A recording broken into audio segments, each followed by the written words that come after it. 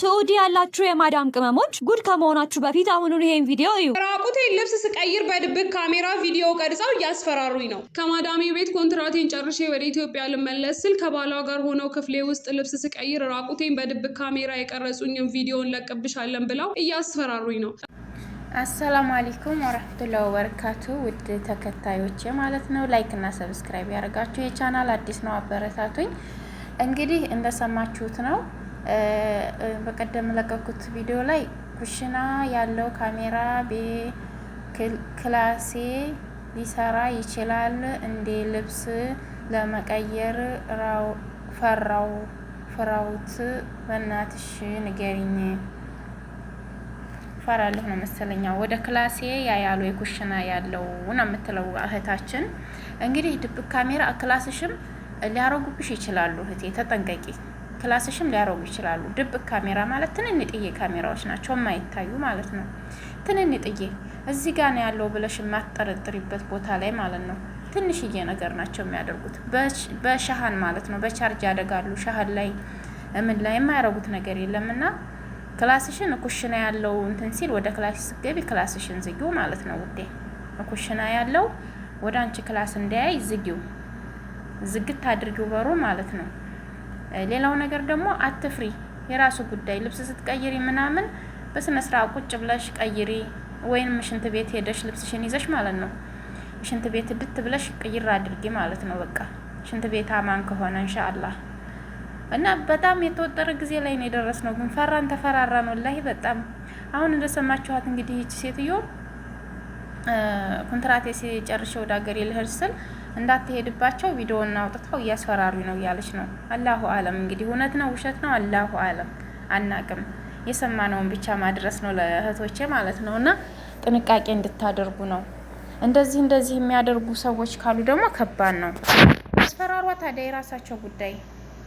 እኔ የምለው ነገር ፈርተን ታዲያ ወዴት ነው የምንሄደው? ቪዲዮ ይዘው የራቁት ቪዲዮዎቻችንን ይዘው ፎቶ ይዘው ምንም ያደርጉት ነገር አለኛ የተስተው የተለየ ነገር አልያዝንም። እሺ እንደፈለጋችሁ ያድርጉት። እንደዚህ አይነት ነገር ሲገጥማችሁ ማለት ነው እህቶቼ። ለምሳሌ ወንዶች ጋር ታወሩና በቪዲዮ በምናምን ፍቅር እዳ ነው።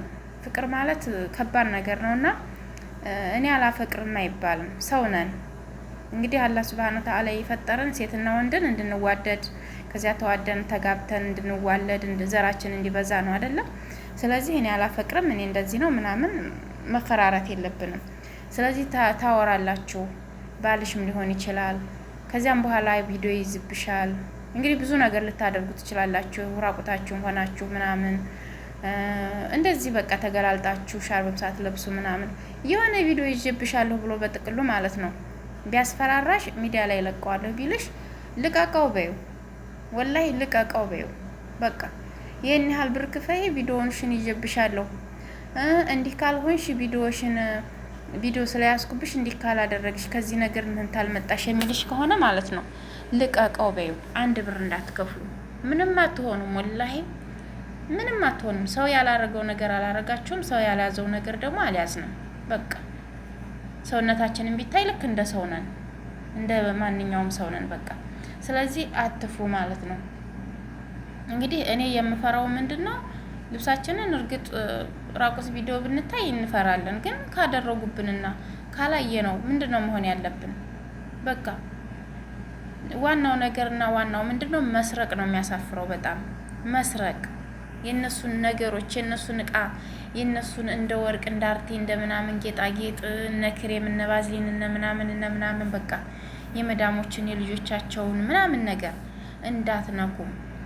አሁን ሰዓት ላይ ካሜራ አለ፣ እንዳትነኩ። ስርቆትም በአላህም ዘንድ ቢሆን መጥፎ ነገር ነው፣ የተወደደ ነገር አይደለም፣ የሰው ሀቅ።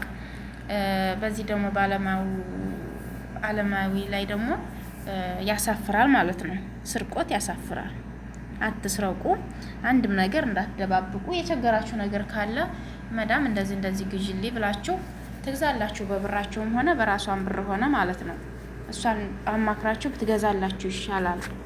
ሌላው ነገር ኮሜንት ላይ ይሄን ኮሜንት ያወጣሁት ያው ስላሳዘነች ነው። ሌላዋን ብላለች ኩሽናም አለ ሳሎንም አለ፣ ግን ወደ ክላሴ ይሄዳሉ እያያሉ ምናምን ብዙ ልጆች ናችሁ በጣም እዛ በቀደም ላቀኩት ቪዲዮ ላይ ብዙ ኮሜንት ነው ያለውና እየፈራችሁ ነው። አትፍሩ እህቶቼ፣ አይዟችሁ።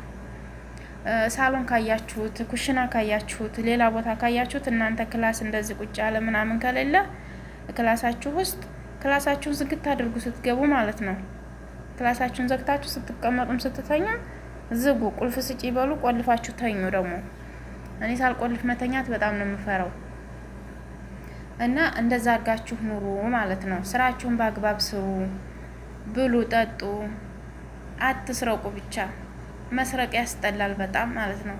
መስረቅ፣ ስርቆት በጣም ነው የሚደብረው። በጣም አሁን ለምሳሌ አንድ ነገር ስትሰርቁ እንደዛ አሁን የሆነ ነገር በርብራችሁ ነው እንግዲህ የሚሰረቀው አይደለ? ከሆነ ነገር ላይ ነው ከድላብ ከምናምን ነው ተበርብሮ የሚሰረቀው። እዛ ላይ ስትበረብሩ እየቀረጻችሁ ነው ካሜራው። ሰርቃችሁ አንጥታችሁ የት እንዳስቀመጣችሁት ሻንጣችሁ ነው እምናችሁ ነው ያስቀመጣችሁት፣ ካሜራው እየቀረጻችሁ ነው። እና በኋላ ላይ ይሄ ነገር የት ጠፋ ስትባሉ አላየሁም ስትይ ያንን ቪዲዮ ያወጡታል ማለት ነው። በእነሱ ያዋችኋል። ከዚያ በኋላ መዋረድ ነው። ያንን ቪዲዮ ቢያሳዩአችሁ ምንድን ነው የምትሉት? አስቸጋሪ እኮ ነው። በጣም ከባድ ነገር ላይ ነው ያለው ነው። እና መስረቅ ብቻ ነው እንጂ የሚያስጠላው ሌላው ነገር ማለት ነው የራሳቸው ጉዳይ ብያለሁኝ እኔ ማለት ነው። እኔ በቃ እየፈራው ነበረ፣ ግን እኔ እንደዚህ የማይታይ ነገር ካላየሁኝና ቁጭ ብሎ ካሜራው እያለ ልብሴን አውልቄ የሆነ ነገር በቃ ታላረኩኝ ምንድን ነው እኔ ደብቀው ካደረጉ ካዩኝ የራሳቸው ወንጀላቸው ራሳቸው ላይ ነው፣ የራሳቸው ጉዳይ። ሌላ ምን አማራጭ አለን? እንግዲህ ምንም አማራጭ ስለሌለ ስራችንን በአግባብ መስራት ነው፣ በትክክል መስራት ነው። ራሳችንን መብላት መጠጣት፣ ራሳችንን መቆጣጠር፣ በቃ አለመዋሸት። ይሄንን አላረኩም፣ ይሄንን አላጠፋሁም፣ የተሰበረ ነገር ካለ ደግሞ እኔ አልሰበርኩም ብላችሁ አለመዋሸት። የተደፋ ነገር ካለም እኔ እንደዛ አላደረኩም ብላችሁ አለመዋሸት። በትክክለኛ ነገር መኖር አለባችሁ ውድ እህቶቼ ማለት ነው። አዲስ የምትመጡ ልጆች የኖራችሁም ወንድም ሆናችሁ ሴትም ሆናችሁ እንደዛ ሆነን ሀቂቃውን ይዘን ማለት ነው። እኔ አንድ ጊዜ ምን ተደረኩ መሰላችሁ? እኔ ካሜራ ይኑር አላቅም፣ ግን አንድ አሮጊት ቤት ገባሁኝና ማለት ነው ስራ።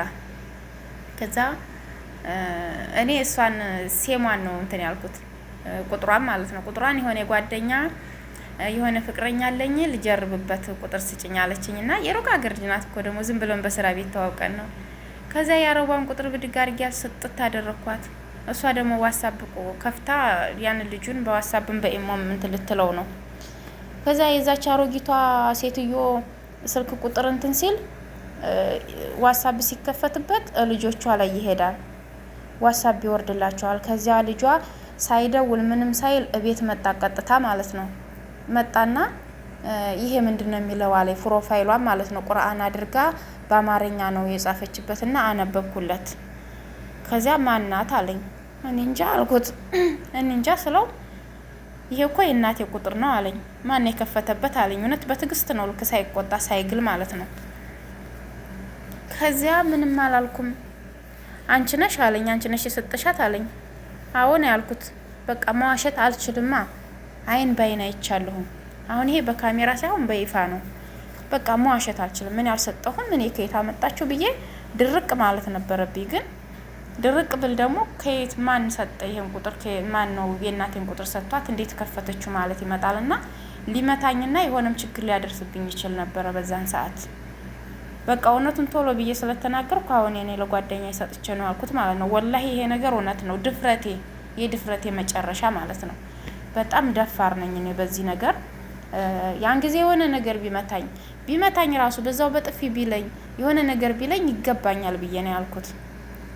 ግን ልሽ የዘይነብ ነው ያለኝ። ወላሂ በጣም ለምንድን ነው እንደዚህ ያደረግሽው ነው ያለኝ። ለምን እንደዚህ ታደርጊያለሽ አለኝ። ወላሂ በጣም አዝኖ ነው በቃ አንገቱን ድፍት አድርጎ ማለት ነው የተቆጣኝ። በቃ እኔም አንገቴን ድፍት አረኩና በቃ ይቅርታ አልኩኝ። እኔ ቀልጣን በቃ እኔ ተሳስቻለሁኝ ይቅርታ አልኩት። በቃ በይቅርታ ተላለፍንና ብዙ ጊዜ እየሰራሁበት ነበር እዛ ቤት ውስጥ ማለት ነው። ያለ መዋሸቴ ነው ይሄ ሁላ ነገር፣ ያለ መዋሸቴ ነው እንግዲህ እንደዚህ ያደረገኝ እንጂ ዋሽቼ ብሆን ደብድቦኝ ወይም የሆነ ነገር አድርጎኝ አባረረኝም ነበር፣ የሆነም ችግር ይፈጠርብኝ ነበረ። ያለ ማንም ፍቃድ የአረቦችን ቁጥር ለጓደኛ መስጠት ማለት ትልቅ ስህተት ነው። ወላሂ በጣም ከባድ ነው። እና ለአንዳንድ ጓደኞች እንደዚህ